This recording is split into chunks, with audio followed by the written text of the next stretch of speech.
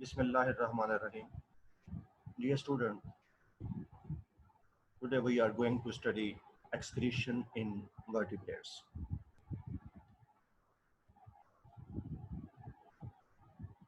The ancestors of vertebrates, the invertebrate chordates, have segmentally arranged excretory structure throughout the body, like the metanephridium in earthworm. Invertebrate chordate, animals of lower chordates which have notochord at some stage of the life but do not possess vertebral column are called invertebrate chordate. They are considered as ancestors of vertebrates.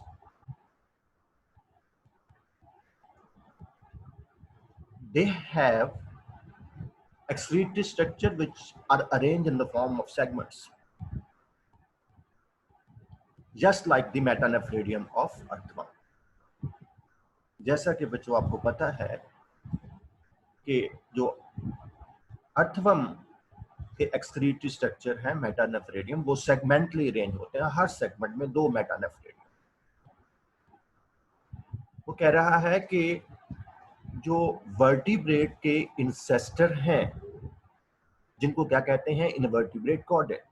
मैंने आपको बता दिया invertebrate chordate कौन से हैं।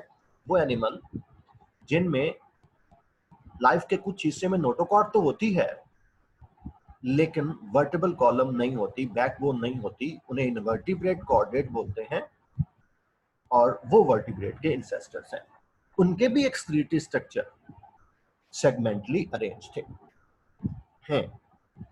The ancestors of vertebrate chordate, the ancestors of vertebrates, the invertebrate chordate, have segmentally arranged excretory structure present throughout the body, like the metanephridia of earthworm. This character is well represented in primitive vertebrate hagfishes. This character mean segmentally arranged excretory structure.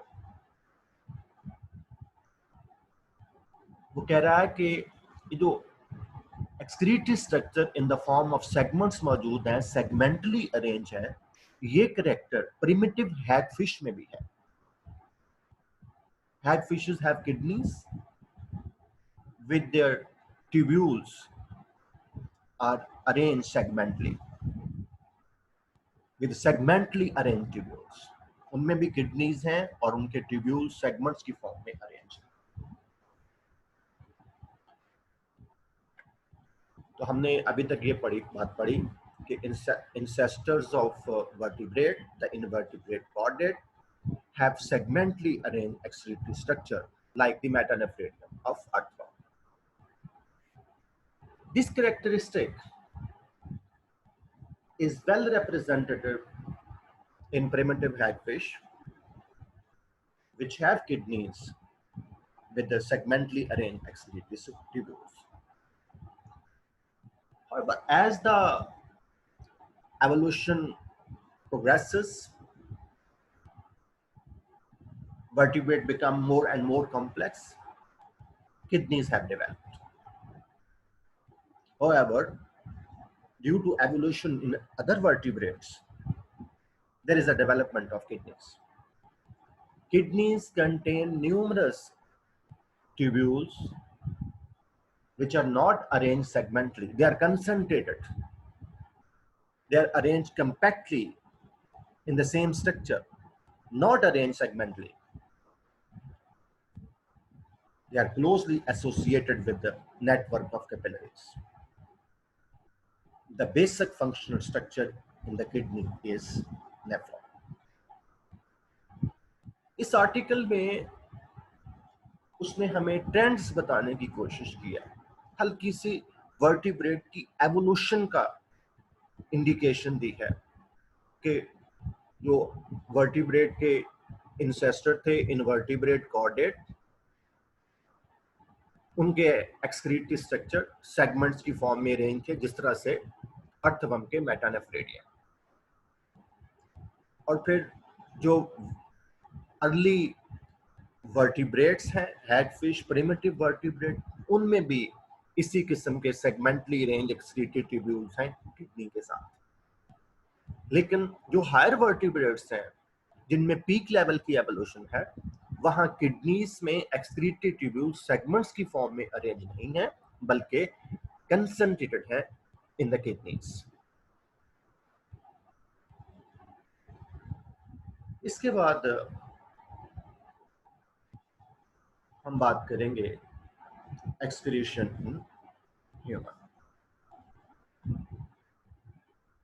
Excretion in human जब हम अपनी text book देखते हैं तो वहां एक heading बनती है नॉर्मल मैकेनिज्म। पता नहीं क्यों इसका हेडिंग नॉर्मल मैकेनिज्म दी हुई है। एनी हाउ, इस आर्टिकल में उसने हमें एक्सक्रीटरी प्रोडक्ट्स बताई है कि ह्यूमन में कौन कौन सी चीजें एक्सक्रीट करनी है, वेस्ट प्रोडक्ट्स कौन से। नॉर्मल मैकेनिज्म वाली हेडिंग में एक्सक्रीटरी प्रोडक्ट, वेस्ट प्रोडक्ट का जिक्र किया और लिस्ट बताई। As life is based upon chemicals and sustainability of life is due to metabolic reactions. So wastes are primarily produced at the metabolic level. They are called metabolic waste. Considering the chemical basis of life and its sustainability on the metabolic pathways, the generation of waste is primarily done at the metabolic level, and these are called metabolic waste. वो कह रहा है क्योंकि life की base जो है वो chemicals हैं, living bodies made up of chemical compounds, and sustainability of life is because of the metabolic reactions, metabolic pathways. That's why waste are primarily produced at the metabolic level. बुनियादी तौर पर waste metabolism के दौरान बनते हैं, इन्हें metabolic waste बोलते हैं. These waste include number 1 urea, which is produced by the metabolism of amino acid. हमें ये याद रखना है कि कौन सी वेस्ट प्रोडक्ट किस मेटाबॉलिक सब्सटेंस की वेस्ट, किस सब्सटेंस की मेटाबॉलिक वेस्ट है. एमसीक्यूज के हवाले से urea is a waste product of metabolism of amino acids. Creatinine produced from muscle creatine. Muscle cell के अंदर फास्फोक्रिएटिन एनर्जी सोर्स के तौर पर इस्तेमाल होता है, उसकी ब्रेकडाउन से क्रिएटिनिन बनता है, वो एक वेस्ट प्रोडक्ट है. Uric acid is produced from the metabolism of nucleic acid. Then number 3, 4, bilirubin, which is the end product of hemoglobin breakdown. इसके अलावा metabolites of various hormones are the waste products. Then the toxin produced within the body are ingested into the body, such as pesticide, food additives, drugs. They may be considered as waste.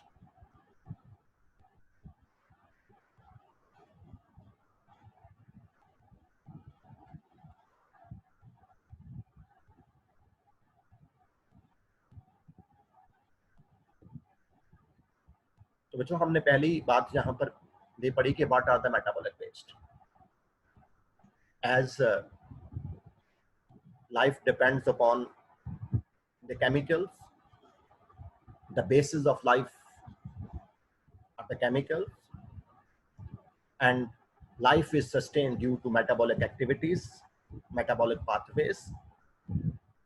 That's why wastes are primarily produced at the metabolic level. These are called metabolic waste. ये waste कौन कौन से हैं? Urea, which is produced by the metabolism of amino acid. Creatinine, which is produced from muscle creatine, uric acid produced from nucleic acid, bilirubin, end product of hemoglobin, then metabolites of various hormones, toxin produced within the body are ingested into the body, for example, pesticide, drugs, and food additives. The presence of these waste in the body can cause serious hazards. Therefore, they must be eliminated from the bodies. ये वाले waste जो हैं अगर body के अंदर मौजूद रहें ज्यादा कंसंट्रेशन में तो उससे मुख्तलिफ किस्म की प्रॉब्लम हैजर्ड्स पैदा हो सकती हैं, इसलिए they must eliminate from the body. इसके बाद एक्सक्रीटरी ऑर्गन इन ह्यूमन। बुनियादी तौर पर ये बात कंसीडर की जाती है कि ह्यूमन में दो एक्सक्रीटरी ऑर्गन हैं, लिवर एंड किडनीज।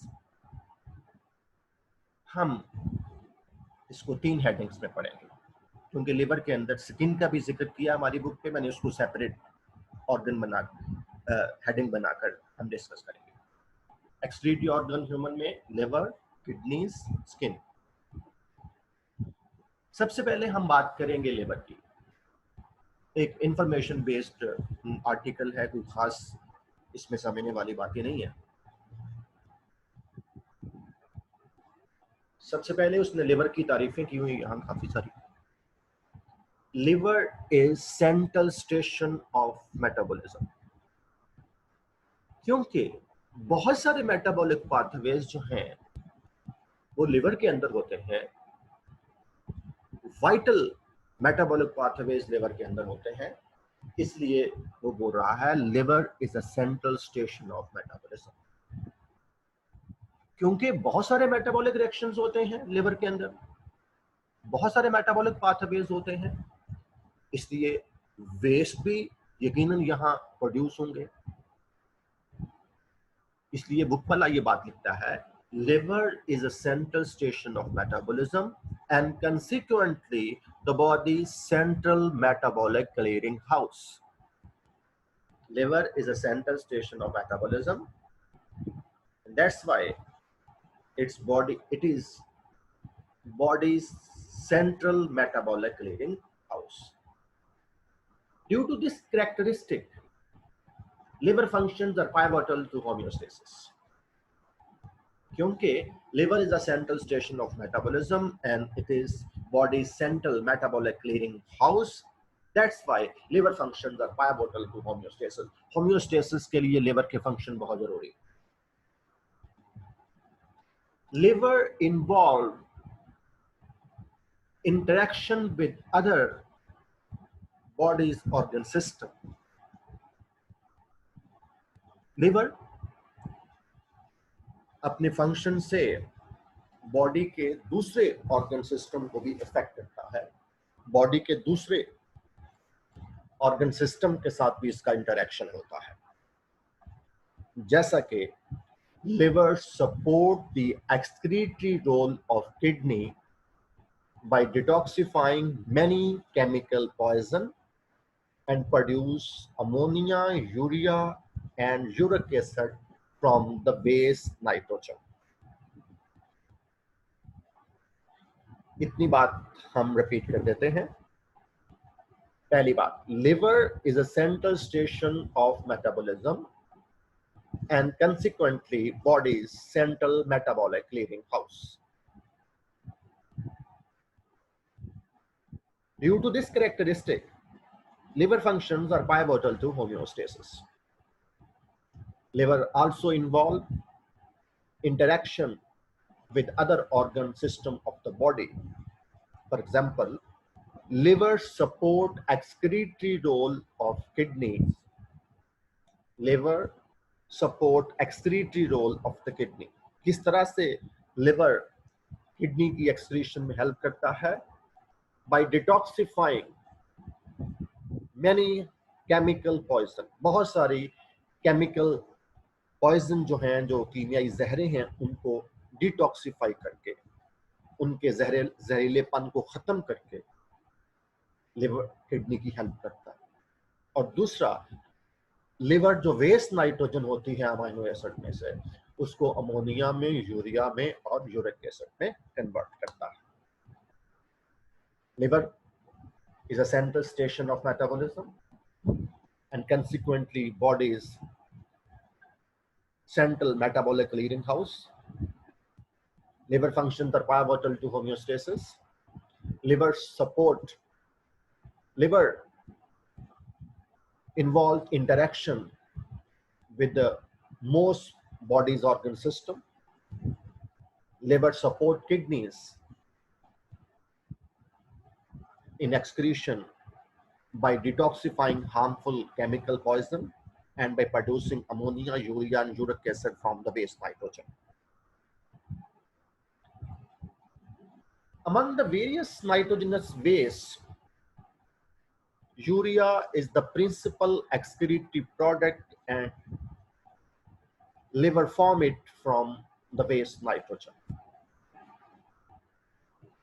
जो मुख्तलिफ किस्म के नाइट्रोजनस वेस्ट यूरिया में बनते हैं, इनमें जो मेजर वेस्ट लिवर बनाता है वो यूरिया है वेस्ट नाइट्रोजन से।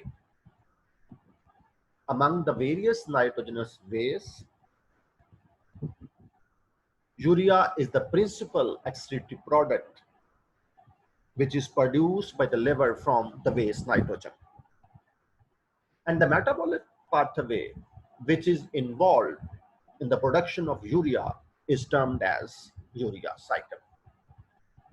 हम ये बात पहले यूरिया साइकिल के बारे में पढ़ चुके हैं, दोबारा फिर उसका जिक्र किया। अभी तक हमने ये पढ़ा कि लिवर का सेंट्रल रोल है मेटाबॉलिज्म में, इसीलिए बॉडी में से वेस्ट निकालने के लिए उसका मरकजी किरदार है, सेंट्रल रोल है। लिवर के फंक्शन होम्योस्टेसिस के लिए पाइवोटल हैं, जरूरी हैं। लिवर का बॉडी के दूसरे ऑर्गन सिस्टम के साथ भी इंटरेक्शन होता है, जैसा कि लिवर किडनी की मदद करता है एक्सक्रीशन में केमिकल पॉइजन को डिटॉक्सिफाई करके और अमोनिया, यूरिया, यूरिक एसिड बनाकर। जो मुख्तलिफ किस्म के नाइट्रोजनस वेस्ट लिवर में बनते हैं, उनमें से जो प्रिंसिपल नाइट्रोजनस वेस्ट है वो यूरिया है, जो वेस्ट नाइट्रोजन से बनता है। यूरिया बनाने के लिए लिवर में जो मेटाबॉलिक पाथवे होता है उसको यूरिया साइकिल बोलते हैं। यहाँ आगे हमें वो यूरिया साइकिल के बारे में बता रहा है। हम पहले भी पढ़ चुके हैं, आगे देख लेते हैं। 2 ammonia and 1 carbon dioxide are shunted into the cycle. 2 ammonia and 1 carbon dioxide molecule are shunted into the cycle to generate 1 molecule of urea. ये यूरिया साइकिल है, एक अमोनिया ये वाला और एक अमोनिया ये वाला और ये कार्बन डाइऑक्साइड, ये साइकिल में इनपुट है और आउटपुट के तौर पर, प्रोडक्ट के तौर पर एक मॉलिक्यूल यूरिया का बनता है यहाँ। इसलिए उसने पहली लाइन ये लिखी है, 2 ammonia and 1 carbon dioxide molecule are shunted into the cycle to produce 1 molecule of urea. Detail ये है कि 1 ammonia and carbon dioxide combined with previously occurring compound or methane, पिछले साइकिल से मौजूद एक कंपाउंड है और मीथेन अमाइनो एसिड होता है। एक अमोनिया और एक carbon dioxide combined with methane to produce citrulline, ये भी एक अमाइनो एसिड है। Now another molecule of ammonia is added into citrulline. As a result, argininosuccinate is produced. This argininosuccinate is then converted into arginine. तो पहले step में हमने ये पढ़ा कि 1 ammonia and carbon dioxide combined with the previously occurring compound or methane, as a result citrulline is produced. Now second step, 1 more molecule of ammonia combined with the citrulline, as a result argininosuccinate is produced. Then argininosuccinate is converted into arginine और आखिर में This arginine is broken down into urea and ornithine with the help of enzyme arginase.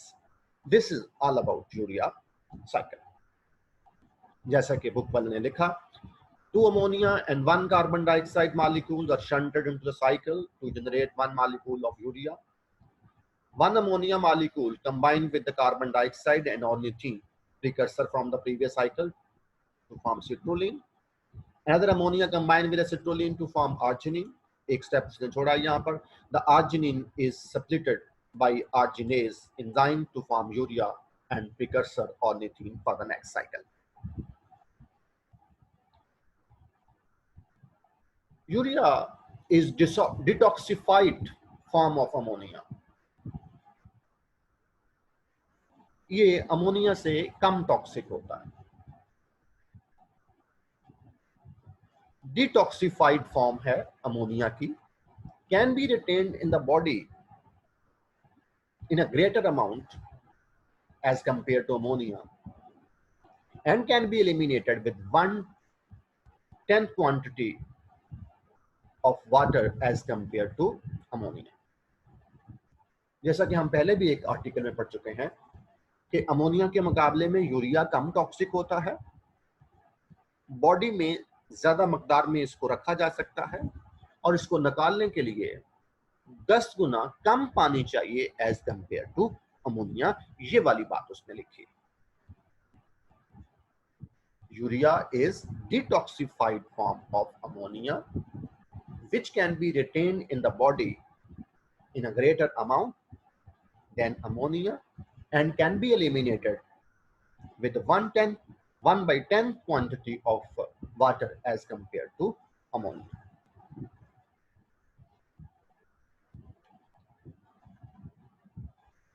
तो यहाँ पर जो हमने major role अभी तक पढ़ा लिवर का, वो ये कि लिवर यूरिया बनाता है और यूरिया क्योंकि अमोनिया से कम टॉक्सिक होता है, बॉडी इसको ज्यादा देर के लिए ज्यादा मकदार में रिटेन रख सकती है और उसको निकालने के लिए पानी भी चाहिए.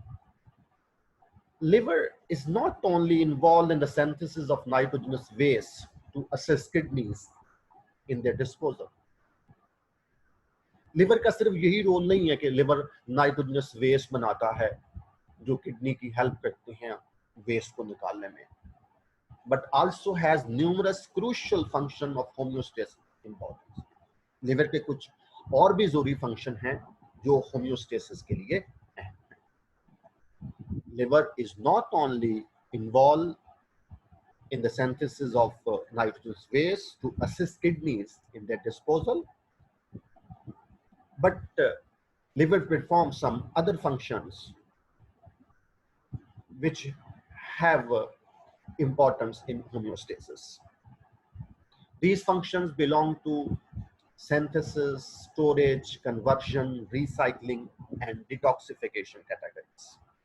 ये फंक्शन किस किस्म के हैं? सिंथेसिस कैटेगरीज के, यानी लिवर कोई चीज सिंथेसाइज करता है. स्टोरेज कैटेगरी के, लिवर में कोई चीजें स्टोर होती हैं. कन्वर्जन कैटेगरी के, लिवर एक चीज को दूसरी चीज में कन्वर्ट करता है. रिसाइकलिंग करता है. और इसके अलावा डिटॉक्सिफिकेशन कैटेगरीज के रोल हैं. ये हमारी बुक वाले ने एक टेबल की फॉर्म में हमें आगे बताया. Major homeostatic functions of liver apart from producing urea. तो सबसे पहले synthetic categories, synthetic role of the liver. Liver हमारी बुक के मुताबिक 4 मुख्तलिफ चीजें बना रहा है. एक nitrogenous waste, ammonia, urea, uric acid.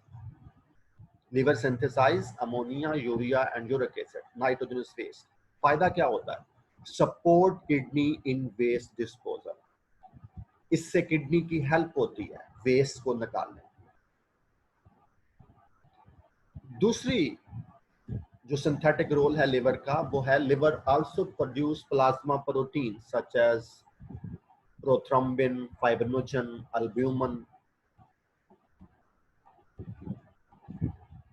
Prothrombin or fibrinogen, they help in blood clotting. Albumin maintain osmotic balance of the blood, body के अंदर सोल्यूट और वाटर को मेंटेन रखता है. प्लाज्मा प्रोटीन जो लिवर में बनती हैं, कौन कौन सी? प्रोथ्रोम्बिन, फाइब्रिनोजन और albumin.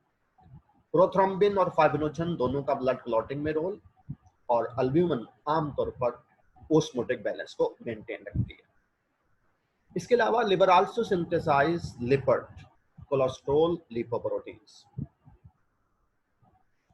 They regulate blood chemistry, store energy, and maintain cell membrane.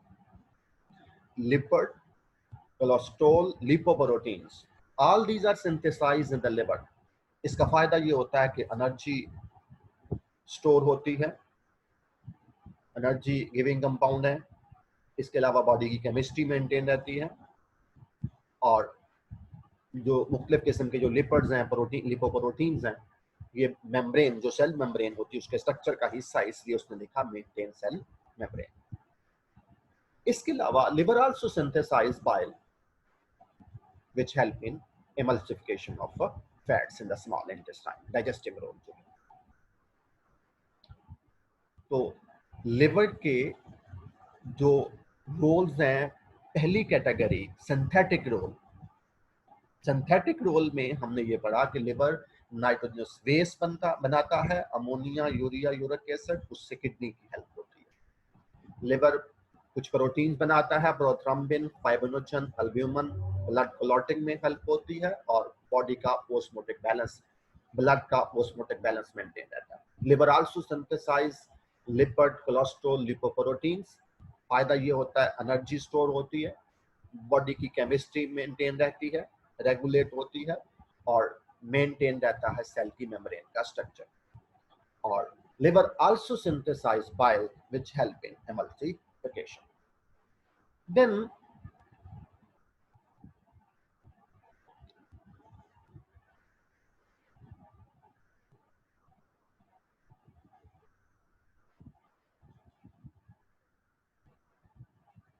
storage role of the liver. Liver also stores some chemicals. For example, liver store iron. Iron is a component of hemoglobin. So, oxygenation of tissues as constituent of hemoglobin. Liver tissue की oxygenation, tissue को oxygen provide करने में help करता है by storing iron, क्योंकि iron is a constituent of haemoglobin. Then liver also store glycogen. This is energy reserve, energy store. These are the two roles, storage role of the liver. Liver क्या क्या store करता है? Liver iron को store करता है. Iron क्योंकि haemoglobin का हिस्सा है, इसलिए टिश्यूज को ऑक्सीजन मिलती है, ऑक्सीजनेशन ऑफ टिश्यू. लिवर के अंदर ग्लाइकोजन स्टोर होता है, और ग्लाइकोजन जो है वो एनर्जी रिजर्व है. Then the third category of role, conversion. Conversion categories के रोल लिवर कुछ करता है. लिवर ग्लूकोज को ग्लाइकोजन में कन्वर्ट करता है, convert gluco excess glucose to glycogen.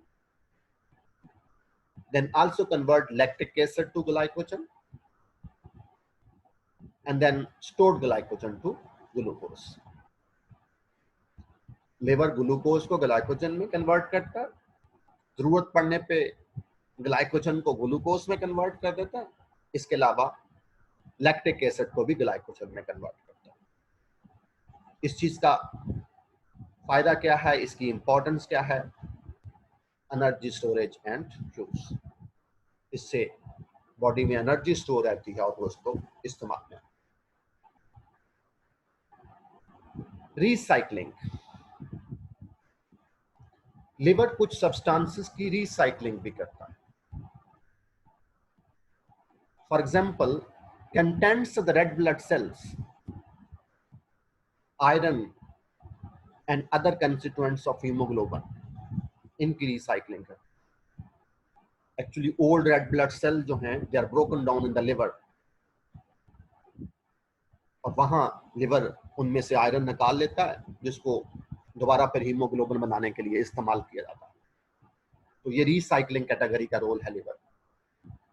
फायदा ये होता है टिश्यूज को ऑक्सीजनेशन होती है, टिश्यू की ऑक्सीजनेशन होती है. और आखिर में आखिरी रोल जो बताया है वो डिटॉक्सिफिकेशन कैटेगरी का रोल जो लिवर परफॉर्म करता है. Liver detoxify many harmful chemicals such as food additives, pesticides and drugs. Body में फूड एडिटिव्स, जो फूड फैक्ट्रीज वाले किसी चीज को, फूड को टेस्ट देने के लिए, अरोमा देने के लिए, कलर देने के लिए कुछ सब्सटेंसेस शामिल करते हैं, उन्हें फूड एडिटिव्स कहते हैं. They may be waste product. Liver उनको डिटॉक्सिफाई करने की कोशिश करता है. पेस्टिसाइड, अगर किसी ने इंजेस्ट कर ली है गलती से या जानबूझ के, उसको डिटॉक्सिफाई करने की कोशिश करता है. कोई ड्रग इंजेस्ट हो गई है डेलिबरेटली या अनकॉन्शियसली, उसको डिटॉक्सिफाई करने की कोशिश करता है. इसका फायदा ये होता है कि it assist kidneys in disposal of night waste. ये लिवर के मुख्तलिफ कैटेगरीज के रोल थे. इंफॉर्मेशन बेस्ड क्वेश्चन है, आर्टिकल है, कोई खास समझने वाली बातें नहीं है, लेकिन एज अ लॉन्ग क्वेश्चन हमें ये आ सकता है. आखिर में मैंने लिवर में से एक पैराग्राफ को सेपरेट किया है, skin as excretory organ. According to some worker biologists, skin is also excretory organ. Skin क्यों excretory organ है? Because skin help to remove salts and water by its sweat glands. Skin पहला role ये play करती है कि skin के ऊपर मौजूद, स्किन के अंदर मौजूद जो स्वेट ग्लैंड्स होते हैं वो स्वेट प्रोड्यूस करते हैं. उस स्वेट में सॉल्ट और वाटर होता है. According to some workers, skin can be considered as excretory organ as skin removes salt with water by its sweat glands. At the same time, skin also produce sebum by sebaceous glands. ये oily secretion होती है. Skin के ऊपर जो दूसरी किस्म के glands हैं वो sebaceous gland है, वो sebum प्रोड्यूस करते हैं, ऑयली सेक्रेशन प्रोड्यूस करते हैं. And due to these two roles, skin can be considered as excretory organ. Skin can be considered as excretory organ due to its two roles. Number one, skin removes salt and water by its sweat glands.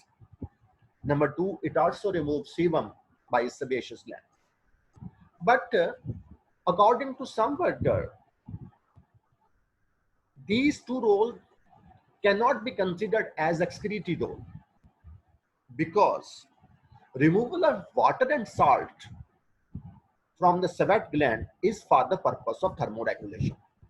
कि जो skin जो है वो water और salt remove कर रही होती है, उसका मकसद वाटर और सॉल्ट निकालना नहीं है, बल्कि उसका मकसद, बुनियादी मकसद थर्मोरेगुलेशन होता है, to maintain the body temperature within tolerable range. At the same time, removal of sebum by the skin is for the production against the microorganism, protection against the microorganism. और दूसरा, skin में मौजूद जो sebaceous gland हैं जो sebum produce करते हैं, उनका मकसद भी बॉडी को माइक्रो ऑर्गेनिज्म से प्रोटेक्ट करना होता है. Therefore, in context with the definition of skin, definition of excretion, skin may not be considered as excretory organ. तो वो आपसे एग्जामिनर पूछ सकता है skin is excretory organ, comment. तो skin may be considered as excretory organ because it removes salt and water by its sweat glands. It also removes sebum by sebaceous gland. But according to some worker, release of removal of water and salt by sweat gland is for the purpose of thermoregulation, and removal of sebum by sebaceous gland is for the production of body from the microorganism. So in the context of definition of excretion, skin may not be considered as excretory organ. तो आज के लिए इतना ही. आज हमने human में liver और skin as excretory organ पढ़ा according to our textbook. Thank you very much.